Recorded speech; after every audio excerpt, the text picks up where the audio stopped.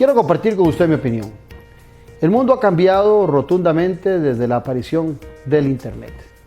Sin embargo, los medios tradicionales siguen siendo importantes y lo que han buscado es complementarse con el Internet y con las redes para que la información sea más cercana a nosotros.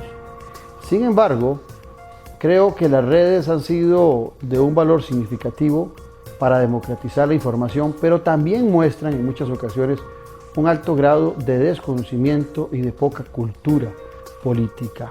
Cultura política donde en ocasiones no encontramos tolerancia, donde en ocasiones encontramos una rabia que exhibe el ciudadano en vez de una racionalidad sobre los planteamientos. Una democracia se sustenta en la tolerancia, en el aceptar que la diversidad es posible en una sociedad y que más bien la fortalece en vez de debilitarla. Sin embargo, en redes en muchas ocasiones lo que encontramos es más bien la intolerancia. Sin embargo, los medios hoy por hoy que trabajan desde el Internet, desde las redes, se han vuelto determinantes en la función y en el aprecio que sentimos sobre la noticia. Sin embargo, eso nos obliga a tener discrecionalidad en saber qué es lo que se debe leer y escuchar en redes. Esa es mi opinión.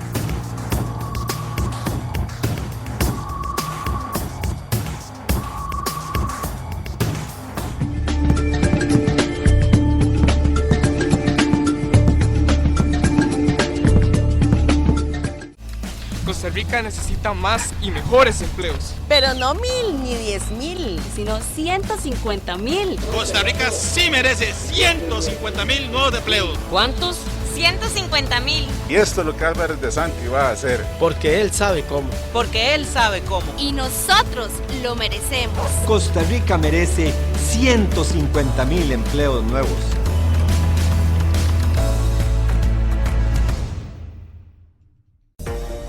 ¿Sabe usted reconocer un buen negocio cuando lo ve? Le tenemos uno extraordinario. Los servicios en la nube de Telecable Empresarial le dan acceso a la última tecnología para su empresa. Con un modelo flexible en el que paga solo por lo que usa. Unifique de forma eficiente sus herramientas de colaboración.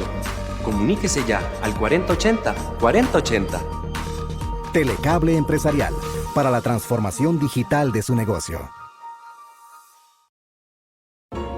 La familia que migra, la familia que se queda, la familia que trabaja, la que no trabaja, la familia que cree, la que no, la familia que quiere salir adelante, la que la pulsea, la que trabaja en lo propio, la que trabaja para alguien desde hace años, la familia del vecino, la que no tiene vecinos, la familia que se construye con amigos, la de la madre sola, la familia costarricense. Rodolfo Pisa, votar por algo es votar por su familia. Teleplus Digital, los mejores canales al mejor precio. Más de 50 canales por solo 10.500 colones al mes. Con Teleplus Digital podrá disfrutar de señal calidad digital, más tecnología y los mejores canales, con cobertura en toda el área metropolitana. Teléfono 2286-3344 o 905-123-4567. Correo electrónico ventas@plus.cr. WhatsApp 6046-1086. Teleplus Digital, calidad impecable a un precio increíble. Todos tenemos derecho a una vivienda digna. Sin embargo, más de la mitad de la población no califica o no tiene acceso a crédito. Garantizar el derecho a una vivienda es esencial para la familia. Así como logramos el bono gratuito de la vivienda, vamos a trabajar para que todos los costarricenses tengan acceso a una solución habitacional de acuerdo con sus posibilidades. Mi compromiso es su familia. Doctor Rodolfo Hernández, Partido Republicano.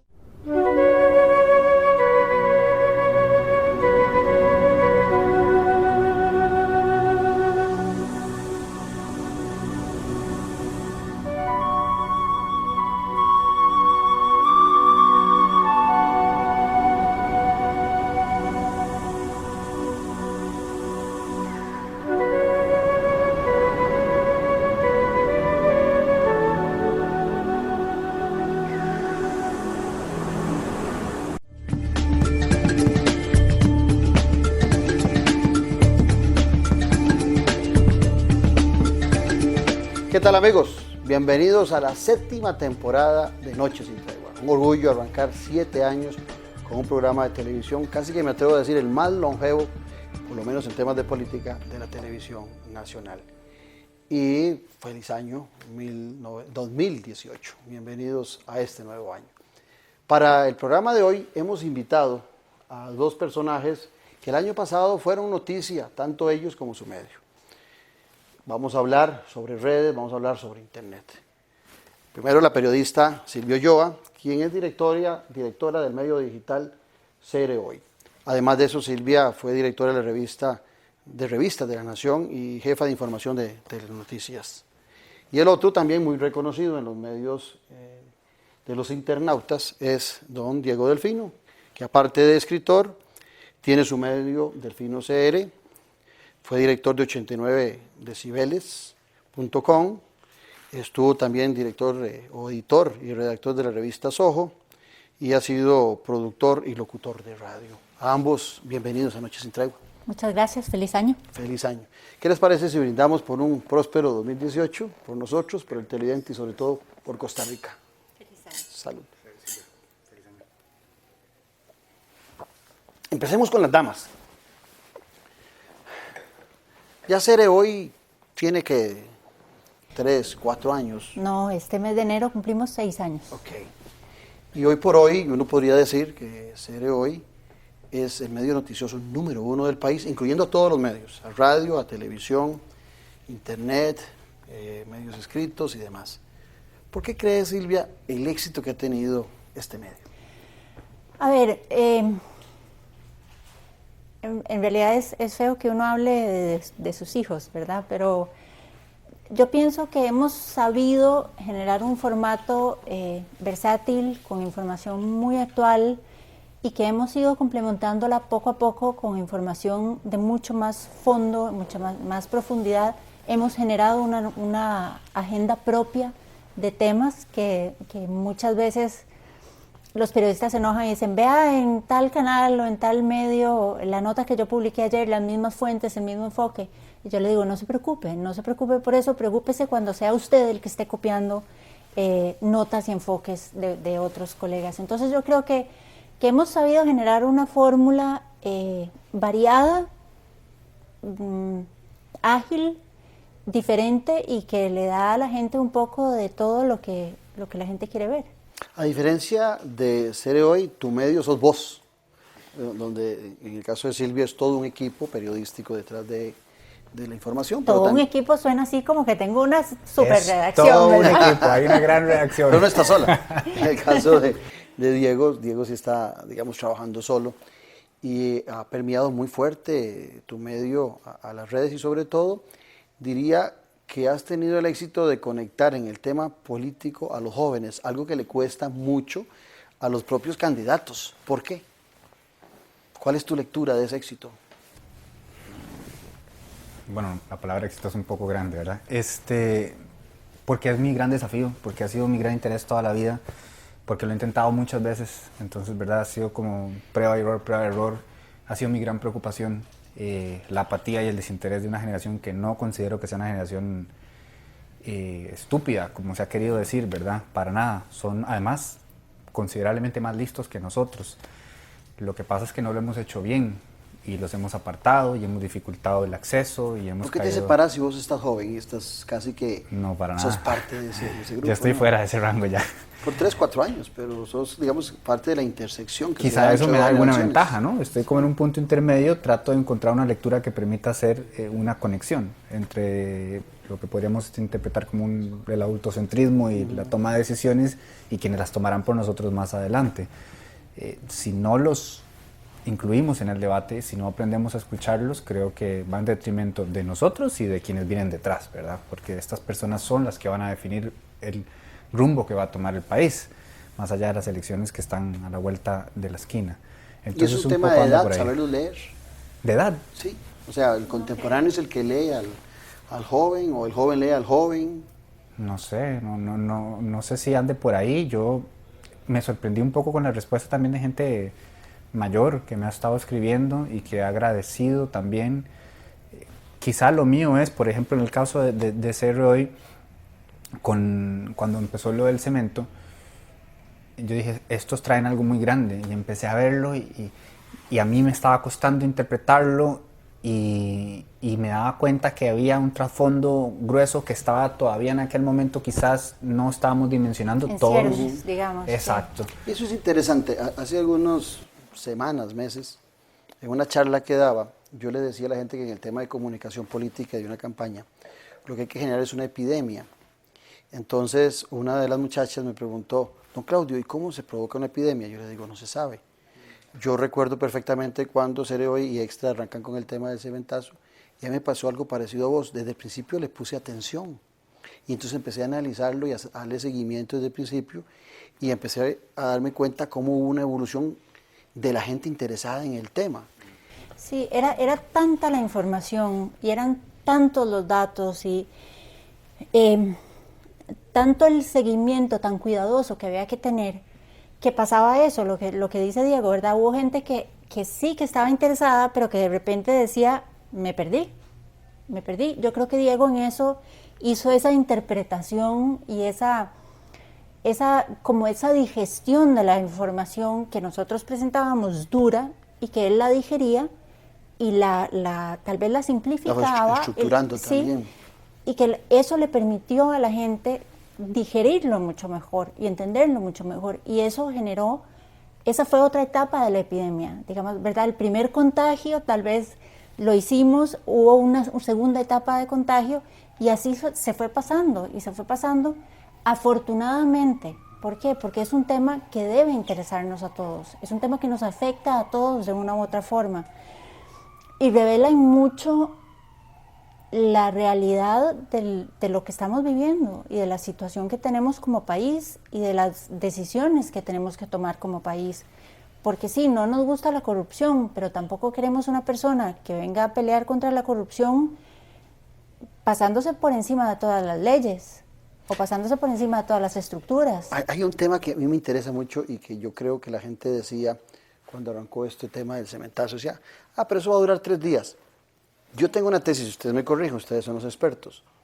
Yo digo que ya con las redes los temas no duran 3 días, porque no lo sostienen los medios, determinados medios de comunicación no tienen el monopolio, ya no se pueden poner de acuerdo con la clase política, y el tema se hace gordo, y las redes lo sostienen por mucho más tiempo. ¿Estoy equivocado o estoy en lo cierto? Para nada, de hecho creo que lleva razón. Lo sostenemos todos, la gente, incluso los periodistas, venciéndonos a nosotros mismos como ciudadanos. En el caso de Cere Hoy en particular, por lo menos en mi percepción, ellos tomaron la batuta y decidieron, vamos a sostenerlo. Pero si la gente no responde y dice, estoy indignado, quiero seguir enterándome, quiero seguir opinando, quiero seguir conversando el tema, desaparece, ¿me entendés? Entonces sí creo que eso que acabas de explicar era la realidad de siempre. O sea, había un grupo de personas que podía decir cuánto tiempo duraba algo, y si alguien hacía una llamada, se acababa. Ya no. Ahora la propia gente, a mí me sorprendió cuando empecé a ver la reacción de la cantidad de personas que respondieron a esto, porque era, como bien lo explicaste vos, un caso muy complejo de explicar. Es más, todavía hoy hay mucho que no entendemos y mucho que falta por destaparse. Entonces es un tramado muy complejo, pero la gente dijo, no, basta, aquí no vamos a echar para atrás, vamos a seguir exigiendo más y más información, y que se empiecen a tomar medidas, y vea todo lo que sucedió el año pasado. Y lograron meter, perdón, te lo dejo aquí, y lograron meter a medios que no querían meterse, a noticieros que no querían meterse, a medios escritos que no querían meterse. Es un poco lo que dice Diego. En algún momento a nosotros alguien nos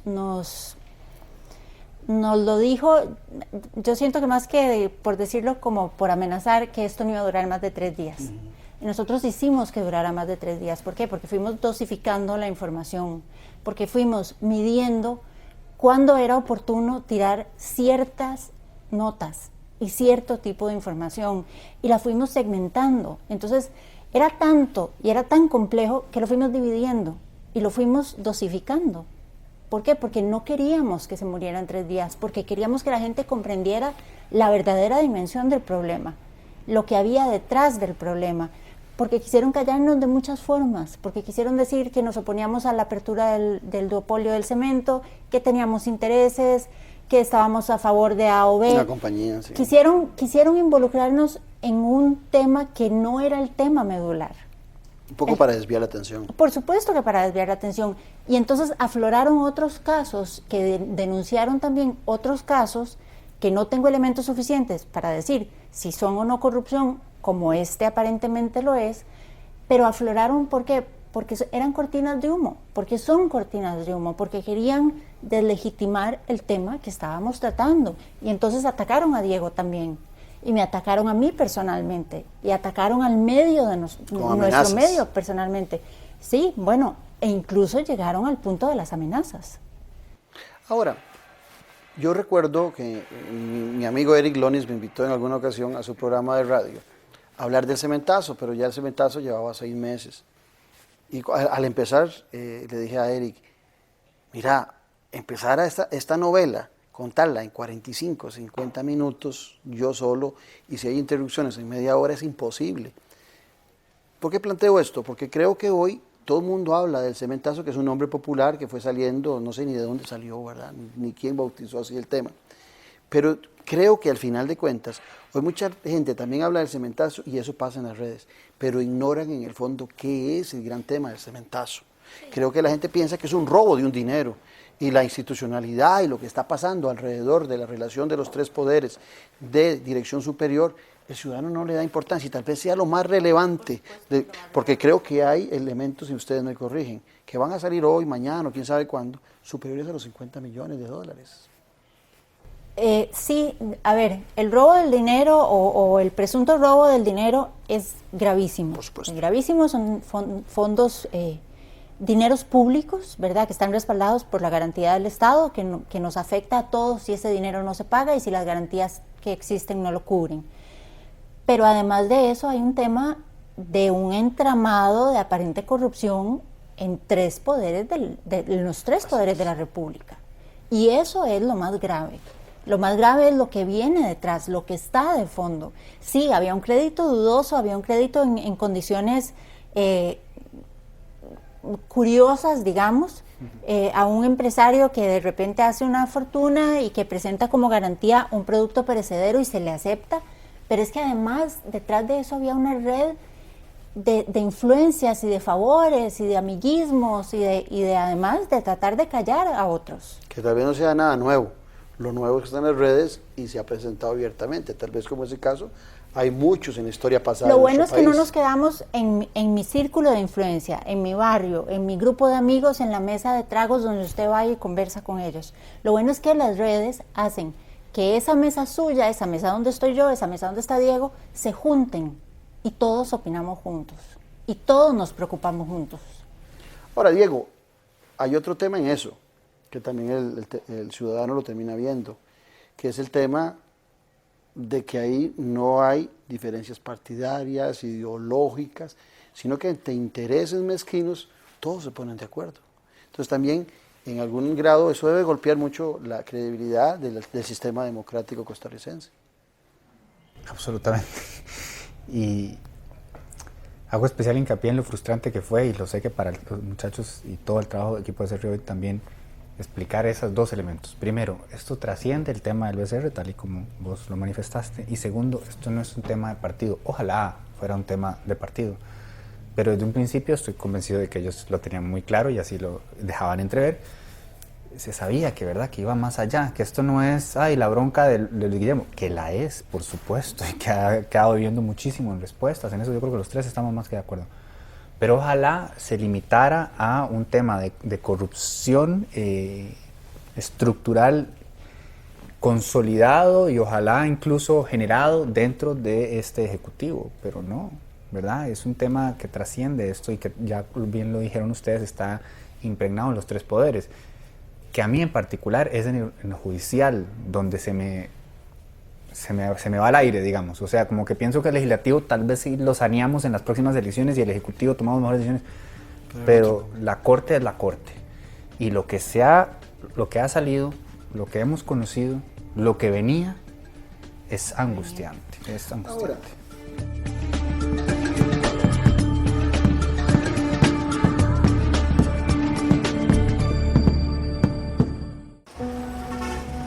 soy Adriana.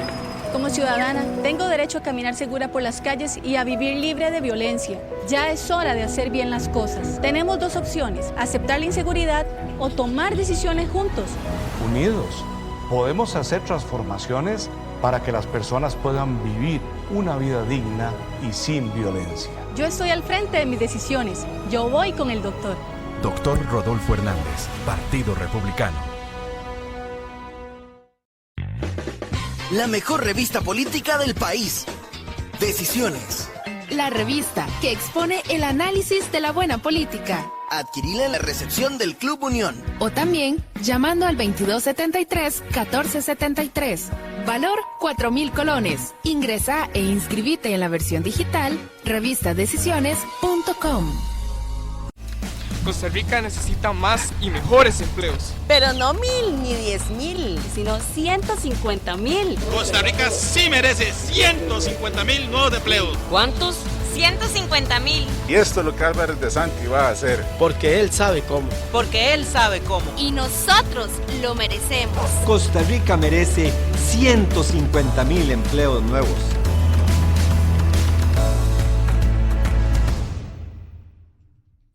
Club Unión, distinción y elegancia desde 1923. Ofrece almuerzos o cenas empresariales con la mejor atención, acompañados de un ambiente lleno de elegancia. Además, contamos con 6 salones, un restaurante, un bar, el lobby principal y otros espacios que se ajustan a tus necesidades.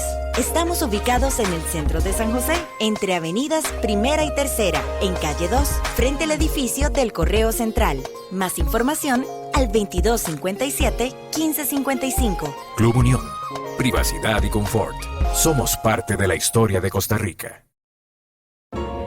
La familia que migra, la familia que se queda, la familia que trabaja, la que no trabaja, la familia que cree, la que no, la familia que quiere salir adelante, la que la pulsea, la que trabaja en lo propio, la que trabaja para alguien desde hace años, la familia del vecino, la que no tiene vecinos, la familia que se construye con amigos, la de la madre sola, la familia costarricense. Rodolfo Pisa, votar por algo es votar por su familia.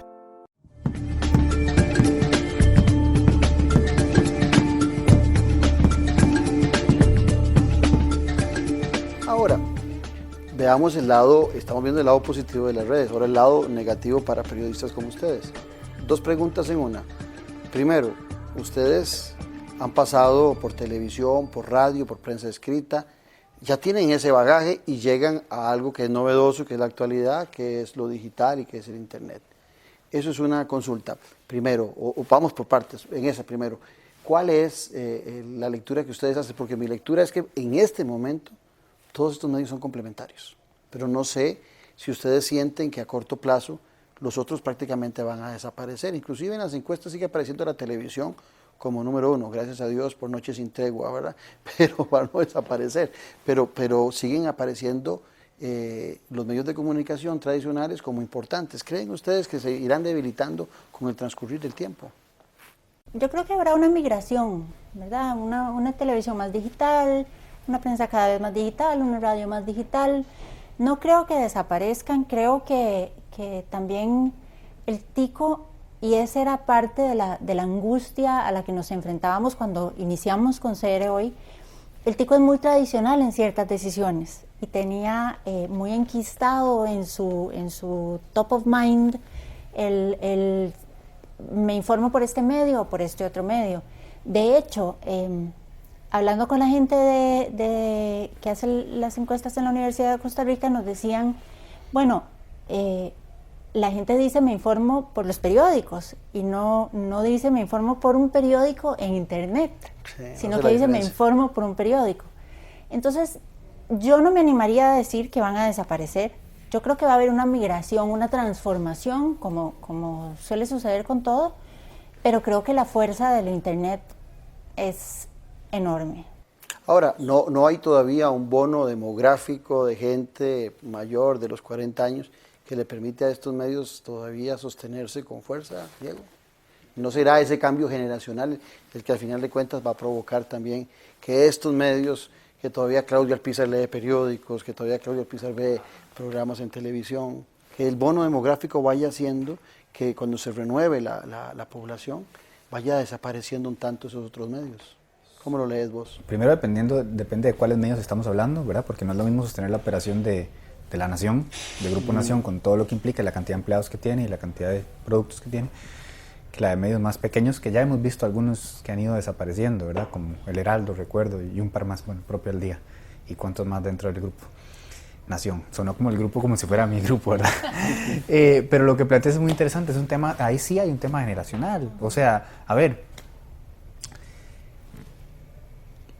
los propios derechos que se están peleando en este momento, que esta campaña donde tenemos tantos problemas de fondo se está centrando mucho en unos temas particulares, ¿verdad? Que van ligados a la ideología de género y a la percepción que tiene un país muy conservador, como bien lo mencionaba Silvia. Estos son temas que son temas de tiempo, es un reloj. Entonces eso va con la transición generacional. Entonces, contestando tu pregunta, de sí, van a preguntar a la calle, muchachos menores de 35 años, ¿cuántos tienen una suscripción a La Nación? Cuando hace solo 30 era impensable que una familia de clase media no estuviera suscrita a La Nación. Digamos, yo crecí, llegaba a La Nación, llegaba El Día y llegaba no sé cuál otra más. Y La República. Sí. Entonces, si eso viene, por ende, lo que menciona Silvia, y vos también ya lo estás haciendo, porque ve que tenés medios tradicionales, pero ya los expones a viajar en medios digitales. No, este programa se ve a la misma hora que estamos aquí, lo está viendo gente por YouTube. Y lo seguirá viendo después. Y tu programa de radio, quizás yo no lo puedo escuchar en vivo, pero después lo puedo buscar en SoundCloud. Entonces ya CRO lo está haciendo, el mundo CR también lo está haciendo, ¿verdad? Ellos tienen la ventaja de haber empezado desde una estructura ya digital y poder ir creciendo y acomodándose de acuerdo a las circunstancias. Más difícil es cuando ya tienes un elefante gigante y tienes que acomodarlo a aquello. Lo que viene son los despidos, y demás medidas que tienes que ir tomando para adaptarte. Yo creo que estoy de acuerdo con Silvia, es un tema de transición, de complemento y definitivamente pues el futuro. De hecho, no sé si usted recuerda, en diciembre recién pasado, con la marcha por la vida y la familia, La Nación experimentó un escándalo espantoso que le hizo salir a algo que yo, en mis 45 años, nunca había visto, que era salir a pedir disculpas, ¿verdad? A pedir perdón. Y casi forzadas. A ofrecer sus disculpas casi que forzadas. Aparentemente hubo una desbandada de suscriptores que comenzaron a llamar y amenazar con que se iban a salir. ¿Por qué? Porque esos suscriptores son esos mayores de 35 años, como bien dice Diego. Esos más tradicionales. No es la gente que tiene esa apertura de decir, sí, vivo en un país donde a mí el modelo de familia que me gusta es mamá, papá, chiquito y perro. A mí el modelo de familia que me gusta es otro. Esa gente es de esa generación más joven que posiblemente no tiene esa suscripción. La gente que tiene la suscripción se sintió ofendida buen punto, y obligó a ese medio a que 2 días después de realizada la marcha sacara una primera página con fotos que ni siquiera le pertenecían, que eran fotos de la Iglesia Católica. Eso quiere decir que ni lo cubrieron a lo mejor. Posiblemente no. Ahora, Silvia, ustedes, periodistas, antes hacían un reportaje, vos escribías en Soho o alguna página cultural de La Nación, pues hacías lo propio y ponías ahí Silvio Ulloa y Diego Delfino, y nadie leía quién había escrito la nota. La gente leía la nota y poco les importaba o se interesaba por saber quién era. Prácticamente en muchas ocasiones estaban en un anonimato ustedes. Hoy no. Hoy en las redes yo me imagino que vos recibís, y vos Silvia igual, aunque tengas un medio más grande, no personalizado como el caso de Diego, pero deben recibir grandes críticas, deben recibir grandes golpes, desde muy elegantes hasta de lo más bajo, porque eso son las redes también. Entonces también tiene lo negativo. El periodista antes se encubría un poco en ese anonimato, que lo que importaba era la nota y el titular y no tanto quién lo escribía. Hoy no, hoy ustedes son foco también del ataque cuando hacen una referencia a una nota del sector que se siente afectado. Sí, tal vez las redes lo exponen a uno más, así como lo exponen a uno más a recibir información y a recibir esa realimentación de la gente y los comentarios, también lo exponen a uno a que la gente diga sus opiniones sin ninguna limitación y a veces sin ninguna educación y sin ninguna consideración. También uno elige a qué grado se expone uno, ¿verdad? Usted puede definir la privacidad de sus perfiles. Pero sí, por supuesto, obviamente recibimos me imagino que Diego también, desde felicitaciones hasta amenazas y los insultos más espantosos, que yo digo, ojalá mi mamá cierre los ojos y se tape los oídos para que no escuche lo que están diciendo y no vea lo que están escribiendo, pero sí, y estoy segura que Diego igual. Hay un riesgo mayor. Mi mamá se autocensura porque ella dice que al final del día pasa por el Facebook para ver qué me han puesto y tiene que limitarse porque le duele, por supuesto, hay cosas atroces. Yo, dependiendo de quién esté opinando, soy un trosco chancletudo o soy un pipi liberal. Cada quien construye diferentes connotaciones que te asignan, que te etiquetan y que tenés que tener piel de cocodrilo para entender que es una lectura que viene desde cierto lugar al que incomodan ciertas cosas. Eso no puede condicionar tu trabajo. A veces me dicen que estoy asesorando a Liberación Nacional, a veces que estoy asesorando al Frente Amplio. O sea, pues eso me pasa a mí. Sí, todos hemos ido de todos los partidos y de todos, sí. El que se siente golpeado me ubica en un colchón y el otro me lleva para el otro. O que tenés intereses, que bueno, en el caso Cerroy para ellos fue, yo al principio lo percibía y me frustraba mucho, porque algunas de las cortinas de humo que hubo en este caso empezaban a resonar, porque hay mucha gente que les sirven, ¿verdad? Para tapar cosas o para agarrarse de otras cosas, se genera caos. En esa misma línea, lo que pasa es que cuando te atacaba a alguien antes, escribiendo en un medio, saliendo en televisión o en radio, vos sabías quién te iba a atacar. Hoy en las redes hay un anonimato a través de lo que se llaman los troles y los perfiles inventados, y puede ser la misma persona escribiendo desde 20 perfiles diferentes. Yo tengo una tesis, yo creía que la educación política en Costa Rica era mucho más alta. Las redes me han demostrado que no, las redes me han demostrado que la educación política y democrática en Costa Rica pasa por la intolerancia, pasa por el autoritarismo, que la gente desconoce realmente la división de los poderes, la importancia de los partidos políticos, y que si esa es Costa Rica, la democracia más sólida de América Latina, las demás deben ser pasmosas. Entonces, la pregunta, para entrar al tema que también quiero tocar con ustedes, la campaña electoral. Antes era más fácil saber, bueno, era menos grosero una campaña sucia. Yo hago siempre una diferencia entre campaña negativa y campaña sucia. La campaña negativa de un candidato es evidenciar la de si vos sos candidato, yo a Diego le evidencio sus debilidades, y Diego era lo propio conmigo. Eso es una campaña negativa, es mostrarle al elector que Diego no es lo ideal. Pero la campaña sucia es otra cosa. Yo también parto de que las redes, por esa bajeza que se da también en con muchas personas, es más propicia hoy en una campaña electoral para la campaña sucia. Antes era un panfletito, una hojita, y mientras la repartían y llegaba a todo el mundo, no pasaba tal vez del centro de San José, no llegaba a las fronteras, ese panfletito que no se sabía quién lo había sacado, o esa hojita, ese volante. Pero hoy las redes... Bueno, veamos lo que pasó en los Estados Unidos, ¿verdad?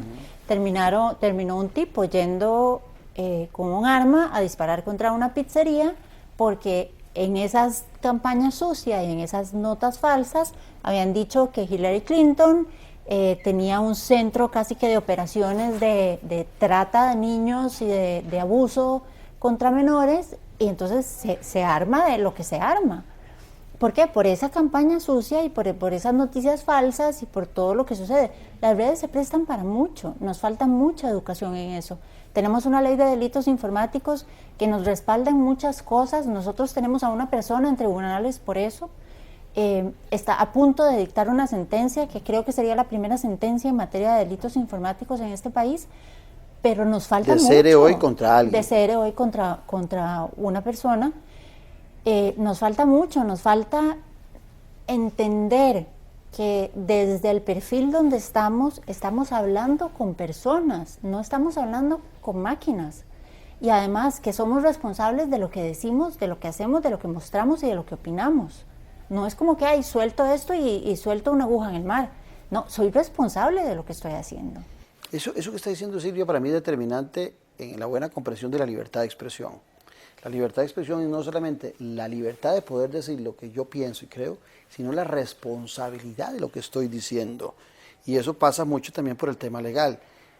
Tu lectura, porque a mí me parece deprimente en muchas ocasiones las opiniones que son vertidas en las redes por gente inclusive que uno asume que tiene algún nivel de educación. Cuando te metes, dice, ¿cómo este carajo se atrevió a decir tal estupidez o tal tontera? y se mete uno al perfil y dice que es licenciado, doctor, y dice, Dios mío. Y amante de la paz y de la paz y las enseñanzas de Jesús.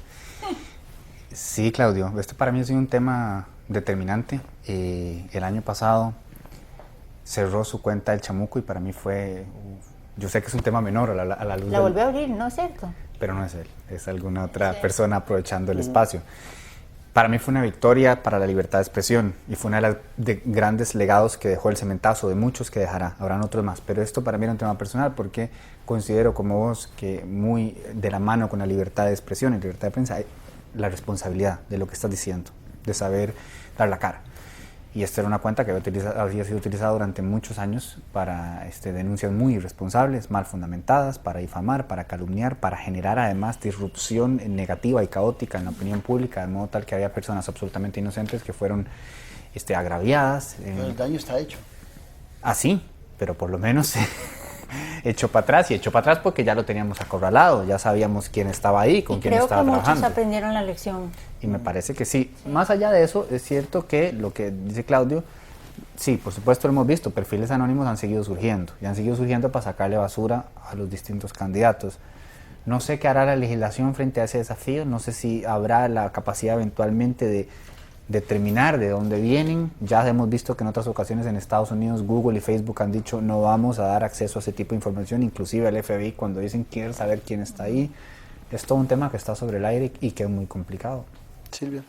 Es complicadísimo y es dificilísimo, pero yo creo que además cada una de las personas que participa de esas redes y de esas conversaciones, cuando se siente herida o se siente ofendida, tiene que manifestarlo y tiene que denunciarlo y tiene que decirlo. Mire, ¿cómo es posible que un personaje ficticio ande por ahí ensuciando la dignidad de una o dos o muchas personas amparado en el anonimato? ¿Cómo es posible que se lo permitamos? ¿Cómo es posible que nadie vaya y lo que ¿Pero dónde iría esa persona? ¿Qué haría esa persona? Puede ir a poner una denuncia a la Fiscalía de Delitos Informáticos y se puede rastrear, llegar a un punto donde tal vez si la persona es muy hábil y es un Mark Zuckerberg o un ruso de esos hipertecnológicos, posiblemente no llegaremos hasta él, pero en buena teoría podríamos ser capaces de llegar hasta cierta altura y determinar por lo menos, no sé, círculos cercanos, vínculos, y dejar patente la molestia. Es que la gente no tiene que dejarse que la traten así.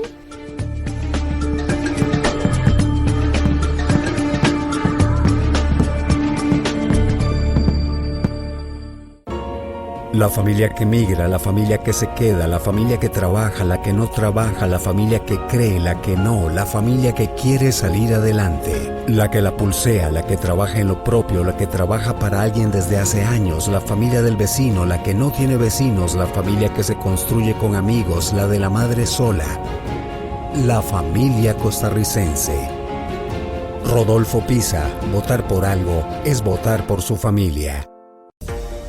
¿Sabe usted reconocer un buen negocio cuando lo ve? Le tenemos uno extraordinario. Los servicios en la nube de Telecable Empresarial le dan acceso a la última tecnología para su empresa. Con un modelo flexible en el que paga solo por lo que usa. Unifique de forma eficiente sus herramientas de colaboración. Comuníquese ya al 4080-4080. Telecable Empresarial, para la transformación digital de su negocio. Soy Alan.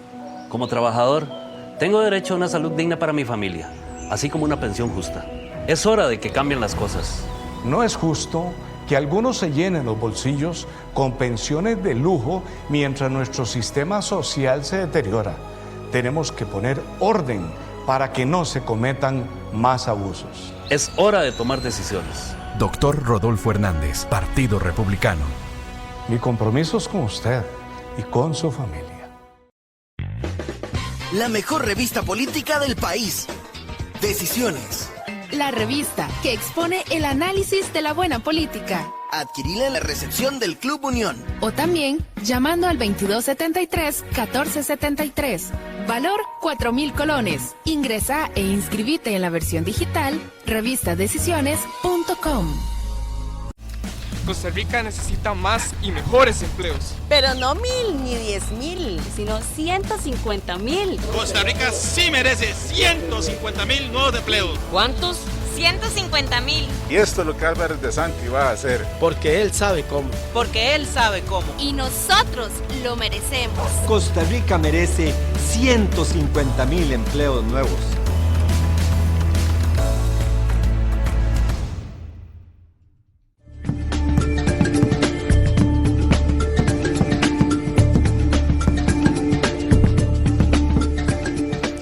Pero ¿por qué los candidatos lo podrían hacer perfectamente? Yo digo porque uno ve mucha bajeza en las redes sobre ciertos candidatos y yo no creo que eso sea y también ve uno bajeza de aficionado. Ciertos candidatos También, hacia los electores, ¿verdad? También, sí, también. Entonces, pero yo no veo que nadie reaccione dentro de ese marco de esa denuncia que vos planteas, como que la gente ha aceptado que ahí se vale todo.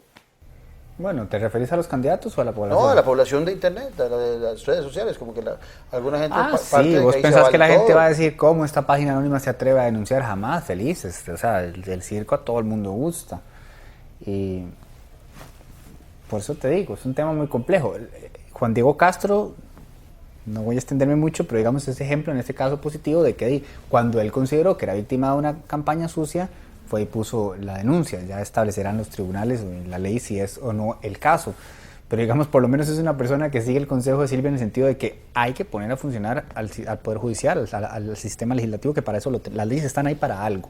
Si no lo evidenciamos, sigue pasando. Entonces yo ahí estoy de acuerdo con Silvia, pero a la vez también temo la completa Ahora te pregunto, ¿qué es desazón. más rentable para un candidato?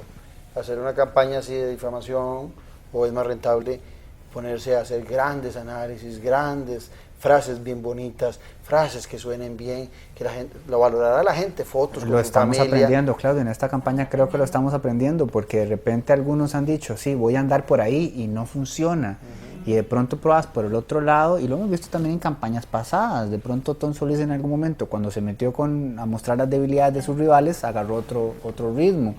En el caso de Edgardo también ha sido interesante cómo empezó en cierto momento el año pasado a entrarle por ahí, a evidenciar lo que él considera que son las debilidades de sus rivales, con una campaña que fue un poco fuerte en su momento. Entonces, estamos aprendiendo, yo creo, todos, nosotros como audiencia, los candidatos y las agencias de publicidad que están buscando por dónde está la forma de enganchar con una población apática, cansada, y no sé si indiferente, porque lo que está es enojada, ¿verdad? No es necesariamente indiferencia lo que tiene la población. Bueno, pero por ejemplo en el caso de Cere hoy pasaron de un proceso en esos 6 años de noticias, algunas clichés, algunas noticias rapiditas porque no había temas de investigación, y ahora es un medio investigativo.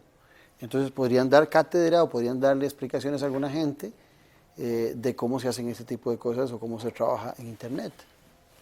Yo no me animaría a darle cátedra a nadie, pero yo creo que los medios más tradicionales de este país están aprendiendo poco a poco a manejar el internet y a manejar sus redes.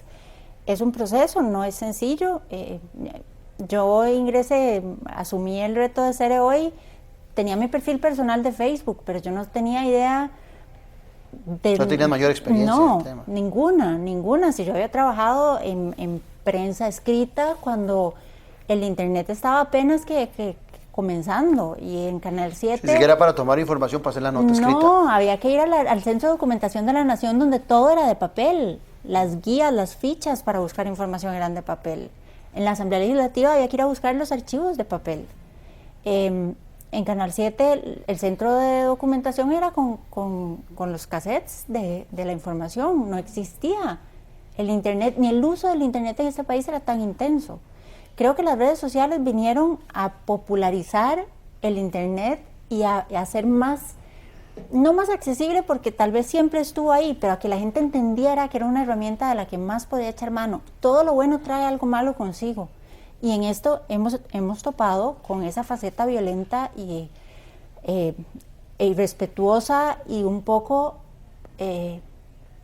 fea de la gente. Pero lo que hablábamos antes, ciertamente una epidemia noticiosa es más fácil ahora generar desde el internet, a como era antes, ¿verdad? Vender algo, si se logra hacer clic, es mucho más fácil ahora con todos estos medios. Más o menos, así ¿no? como fácil, pero más fácil que antes.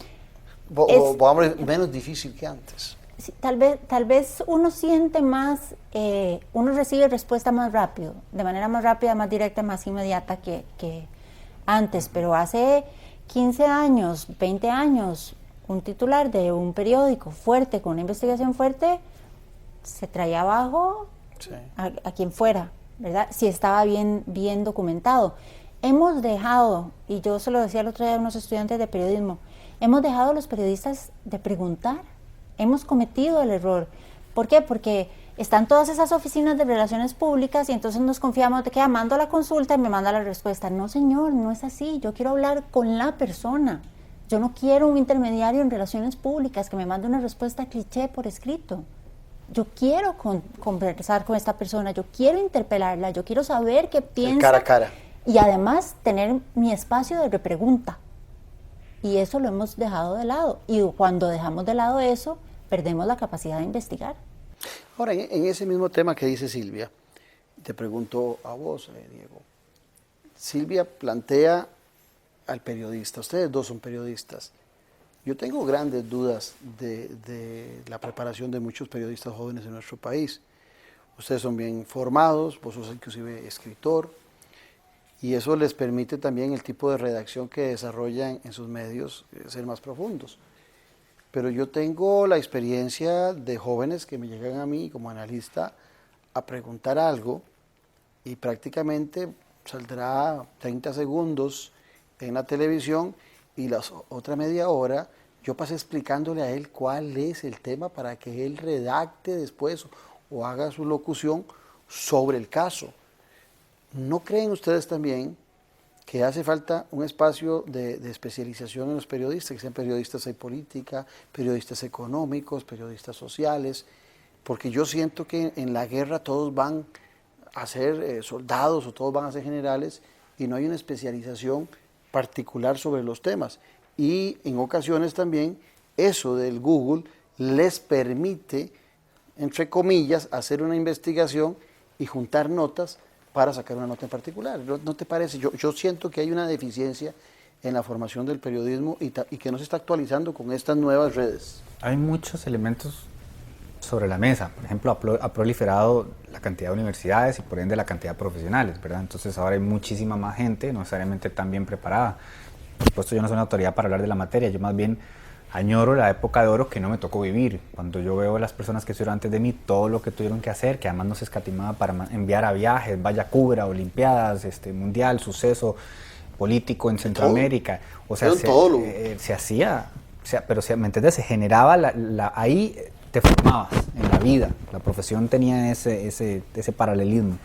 Ahora los muchachos los toman muy jóvenes por necesidad, después de la crisis todavía mucho más. Usted ha notado que en varios medios se han ido periodistas de mucho calibre, que uno respetaba y admiraba muchísimo porque se han sentido frustrados, son caros. Viene un muchacho que te cobra mucho menos, viene saliendo de cualquier universidad, y con esto no quiero decir nada de tono peyorativo, pero es lo que es, y de pronto le exigen todo. Tiene que ser experto en audio, tiene que ser experto en video, tiene que tomar fotos, tiene que poder editar video y tiene que hacer una nota, 8 notas al día. ¿Qué va a hacer? Se va a sentar a buscarlo en Google. Entonces ahí sí se genera una deficiencia que uno nota, sobre todo en términos de redacción, pero yo no lo limitaría a periodismo. Yo creo que como país algo está pasando, porque hay gente que está a nivel de universidad que escribe muy mal. Entonces, eso iba a decir yo, que no, es un tema de educación en general, y creo que hay un tema de educación básica. Cuando usted tiene un Ministerio de Educación Pública que año con año hace curvas de 8 puntos para subir la promoción, muchachos que ni siquiera saben redactar un párrafo, que ni siquiera saben interpretar una redacción en comprensión de lectura. Cuando usted destina el 8 o el 9% del Producto Interno Bruto de su país para la educación, pero la mayoría se le va en salarios y en pluses salariales, tenemos un problema de educación, y tenemos un problema de educación básica. Y si usted no aprende a leer y a escribir bien, si usted no aprende a sumar y a multiplicar bien, el día de mañana no va a poder hacer nada bien. Y eso es fundamental para cualquier carrera. No, y eso es fundamental para cualquier carrera y para cualquier decisión que tomemos como país. Eso pasó en otros países que tenían democracias sólidas como las nuestras y terminaron tomando malas decisiones. Y terminaron llegando hartos de la corrupción y hartos de la inoperancia del sistema y hartos de que la gente no supiera hacer las cosas bien, fueron y tomaron decisiones y se quedaron sin nada. Ya hoy no viven en su país porque fueron a buscar asilo a otros lugares donde creen que van a estar mejor. Pero entonces hay un problema de educación y hay un problema de educación básica, y esa educación básica comprende la educación en democracia, que es lo que usted mencionaba anteriormente. Pero ni siquiera las clases de educación cívica forman ciudadanos hoy en día, ¿verdad? Eso es otro tema para otro programa. Ahora, estamos en campaña electoral, estamos a menos de un mes de las elecciones. ¿Se atreverían ustedes a decir a quién están viendo mejor trabajando las redes, ustedes como periodistas?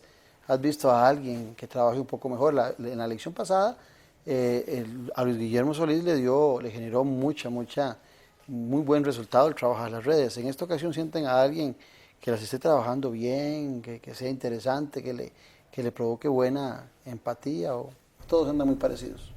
Sí, me parece que hay... Como a Luis Guillermo le funcionó, se sobredimensionó la herramienta. Entonces se pensó que bastaba con repetir lo que a aquel le funcionó para que funcionara de nuevo, y no es así. Funcionó en aquel momento por ciertas circunstancias, ¿verdad? Respondía al contexto. Entonces las campañas no solamente se trata de poner, ay no, es que yo me acongojo tanto cuando pienso en los candidatos tradicionales tratando de usar las redes, porque las redes es donde está, pero entonces se envían mensajes que en las redes no van a funcionar. Voy a dar un ejemplo concreto para ver qué nos comparte Silvia, pero recuerdo cuando la marcha Pro Familia, que a Rodolfo Pisa se le ocurrió que era una gran idea hacer una herramienta de marcha digital para que los que no pudieran ir se unieran. Eso no te va a funcionar en Twitter, o sea, todo el mundo se le fue encima. Entonces ni siquiera, cuando ya tenemos tanto tiempo, el internet no es nuevo. A ver, ¿quién te está asesorando? ¿Quién te está diciendo? Eso es una gran idea. Te iba a decir, porque eso no es una idea del candidato, es alguien que le dijo. Claro, alguien que le dijo, mira, esta herramienta va a ser súper bien. Menos de un candidato de 50 y le cobró por esa herramienta. Y le cobró por esa herramienta. Sí. Y le debe haber cobrado nada barato, pero es que además no es se me ocurre, es que es como que no hay estrategia. Es como si las redes sociales se pudieran manejar a tontas y a locas. Exactamente. Y no es así. Ahora, vos te hiciste, digamos, reconocido, empezaste tu reconocimiento en Facebook y en tu página digital, y has ido migrando con alguna velocidad a Twitter y sos más frecuente.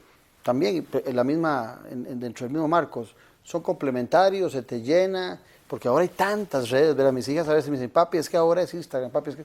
No, mamita, yo apenas tengo capacidad para 2, me la juego con Twitter de vez en cuando. No, pero te la jugas súper bien, Claudio, porque estar en Facebook y Twitter tan activo como estás vos, más bien es motivo de orgullo, si cabe la palabra, bueno, porque es que estás entendiendo cuáles son las plataformas para llegar a nuevas audiencias, algo que yo te he reconocido en distintas ocasiones, porque digamos ciertamente no sos un chiquillo y podrías haberte quedado ahí y tengo mi programa de tele y de radio y no llegas a las nuevas audiencias, y estás llegando a las nuevas audiencias, y es precisamente eso lo que uno tiene que hacer con las distintas herramientas. ¿Qué encuentro por acá? ¿Cuál es esta audiencia? Entender a quién le estás hablando, cómo le estás hablando y cómo puedes distribuir el mismo mensaje, si se quiere, por las distintas plataformas. Incluso mi reporte, si te das cuenta, viaja de una forma en el correo, de otra en Facebook, de otra en Twitter y de otra en el sitio web, que es donde está más extenso. Son distintos diálogos, son distintas audiencias. En algún momento yo hacía el reporte con muñecos de He-Man en Snapchat. Entonces es entender eso. Yo cometí el error en algún momento de decir, no, Twitter es demasiado hostil, demasiado negativo. No, lo que yo quiero hacer, que es incentivar que la gente le importen los temas país, no funciona con esta audiencia. No necesariamente es cierto. Eso es muy interesante, porque yo a los dos los sigo, a Cere Hoy y a vos en tu página. Pero me llama la atención, Cere Hoy yo lo tomo y es una redacción seria, con notas, y la termino de leer y completa. Entro donde Diego y Diego le mete chispa, ¿verdad? Le mete palabrillas, le mete apodos, le mete cosillas que hacen la lectura también súper interesante. ¿En dónde está el éxito? ¿En una o en otra? ¿O las dos son alternativas? Creo que son distintas, sí, creo que se complementan. Diego tiene la licencia de poder opinar más libremente, ¿verdad? Editorializar más libremente a nivel personal. El medio en sí no lo puede hacer. Cere Hoy no lo puede hacer como medio en sí. Porque inclusive ustedes no hacen editorial. Nosotros no tenemos editorial. Nosotros hemos tenido editorial 2 veces. Una vez cuando iniciamos, diciendo qué era lo que íbamos a hacer, y otra vez cuando El periódico La Nación nos atacó fuertemente con una información que no era correcta y respondimos. Pero en realidad no podemos, no quiere decir que no tengamos opinión. Todos los periodistas que conformamos Cere Hoy tenemos nuestra opinión y cada una es muy diversa. Pero Diego tiene esa ventaja, ¿verdad? Diego tiene esa licencia para opinar y para editorializar a nivel personal, y eso enriquece mucho su plataforma. Eso es muy interesante. Hace algunos días hablaba con Carlos, ahí se me fue el apellido, que era director de política en la... Buen amigo, qué mezquino yo con el apellido. Bueno, hablaba con un amigo en relación a que yo le decía, yo no soy periodista, yo soy politólogo, yo estoy metido en esto, en radio, en televisión, y él me decía algo que me llamó la atención. Villalobos. Carlos Villalobos, exacto. Y me decía, Carlos, mira, el tema es que eso te da vos ciertas licencias, ¿verdad? Yo, por ejemplo, soy muy de vocear a mis invitados porque los conozco y entonces no me siento obligado a decirle don tal, don el otro, yo los veo y tengo... Él me decía que tenía esa licencia. Esas licencias también se aplican entonces en Internet de la misma forma. No es lo que la gente ve de que ahí todo es válido, sino que hay licencias dependiendo también de las calidades de la persona. Es que, a ver... O del medio o del estilo. Lo que yo estoy haciendo es un poco experimental, digamos, no necesariamente bien visto por todos los colegas, y eso yo lo entiendo. A mí medio me tranquiliza que alguna formación en Derecho tengo porque estudié Derecho, entonces sé cuál es el límite no cruzar, y quien responde soy yo mismo, mi jefe soy yo mismo, entonces no, ni estoy reinventando el periodismo ni mucho menos. Yo básicamente lo que hago es periodismo interpretativo, tomo las noticias, trato de hacerlas un poquito más interesantes para una audiencia que creo que es más dispersa, a la cual de alguna manera yo represento, trato de meterle un poquito de carácter académico, porque muchas veces los periodistas cometemos el error de pensar que la audiencia está tan educada como quisiéramos y no es el caso, y no está mal decir esto, no está mal, o sea, la formación cívica, lo que hiciste medio meter por ahí con comercial, es muy deficiente. Entonces, bueno, yo trato de explicarles, ok, son tantos magistrados, hacen esto, entonces, la comisión funciona así, esta es la importancia que tiene. Es muy importante. Y ahí voy, y entonces a veces sí me permito también opinar con mucha libertad y sé hasta dónde puedo hacerlo. Pero claro, porque como dice Silvia, tengo la facilidad de que al que le tengo que pedir permisos a mí mismo. Sí. Cere Hoy tiene una estructura donde hay una redacción, por supuesto ella es la directora, y hay muchas decisiones que hay que tomar, muchos consensos a los que hay que llegar. Yo tengo que llegar a un consenso con una taza de café, pero sé cuáles son mis límites. Entonces tampoco es que voy a poner ahí, cuando yo le pongo a Otto Guevara el bicho, digamos como apodo, sé que no es un tema, no le estoy diciendo algo agresivo o grosero que lo pueda, ¿verdad?, de alguna manera terminar Diego en tribunales. Que no sea peyorativo y no sea ofensivo. Exactamente. Claro. Bueno, gracias Silvia, gracias Diego. Gusto. No, gracias por la invitación. Yo creo que es un programa para arrancar el año de calidad y sobre todo para entretener a la gente. La política, como decía Richard Molina, mi amigo, la política no tiene por qué ser aburrida. No, para nada. Desearles a los dos un muy feliz año. Agradecerte la invitación y felicitarles a ambos por su trabajo una vez más. Muchas gracias. Y a usted las gracias por habernos acompañado durante todo el 2017 y por haber arrancado el 2018 con Noches sin Tregua. Esperamos más de su compañía y siempre dentro del marco de su preocupación por la política comunitaria.